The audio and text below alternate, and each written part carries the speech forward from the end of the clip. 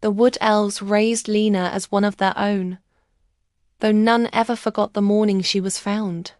The burning of the clearing was etched into them as deeply as it was scarred into the forest floor. They were known as the Kharrowyn Dawn Wardens in the old tongue, though much of that tongue, like much of their history, had been forgotten. Close-knit and wary of the forest's shadows, the Kharrowyn lived with survival foremost in their thoughts. Memory faded when danger was constant. What mattered was the next dawn, the next safe passage through the trees, the next night endured. After the burning and regrowth, the Wood Elves chose the trees for refuge. They built their homes high within living trunks, shaping bark and branch into spiral dwellings both beautiful and functional in equal measure. Walkways of woven vines stretch from tree to tree, and leaves thick as leather formed roofs that whispered softly in the dawn wind.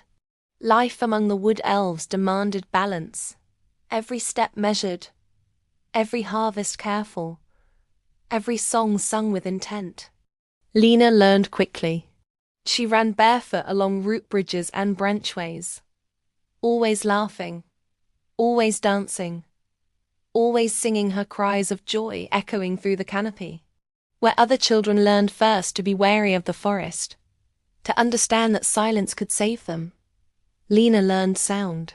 She sang to the trees as she passed, simple melodies without words, and the forest seemed to ease in her presence. Thorns curled inward. Vines loosened their grip.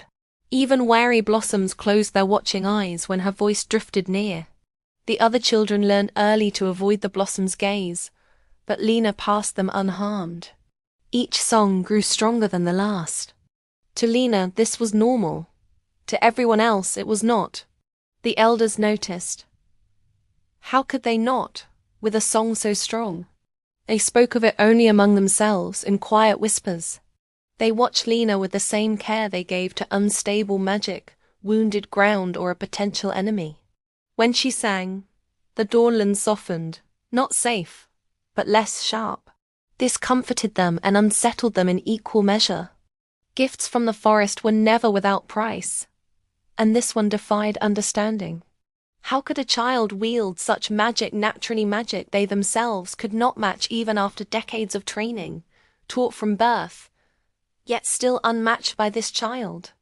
Among the other children, Lina was never alone. She sought company instinctively, moving from group to group, always humming or singing, always smiling. Her joy was contagious, her presence as familiar as birdsong at sunrise. To many, she felt like proof that the forest still loved them.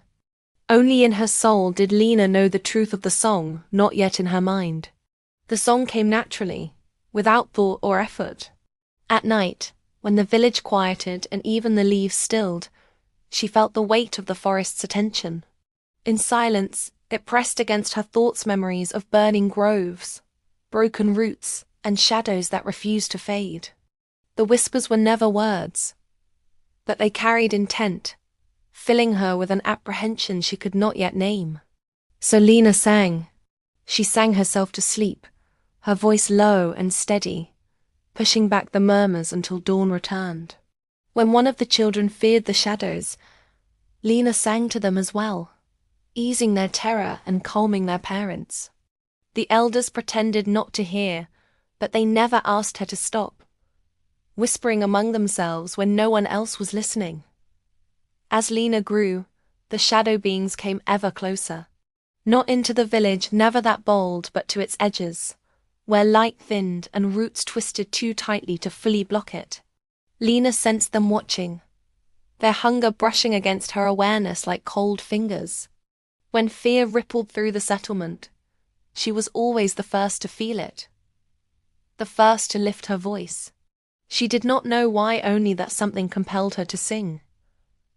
Her songs did not banish the shadows, but they made the shadows wait. They gave the darkness pause. One evening, an elder named Luminrath finally spoke what the others would not. He was the eldest among them, the keeper of the first light. "You do not sing because you are happy," he told her gently. as they stood at the edge of the canopy and watched the false dawn glow through the leaves. You sing because the forest is afraid.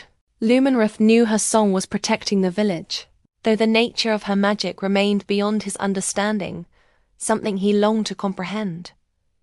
Lina did not answer. She did not yet understand. She only sang more softly, knowing, without knowing why, that the song mattered, that it was vital to the people of the forest. In the enchanted Dawnland, childhood did not last long, and as Lina's voice grew stronger, so too did the silence that waited for the day it would finally be heard.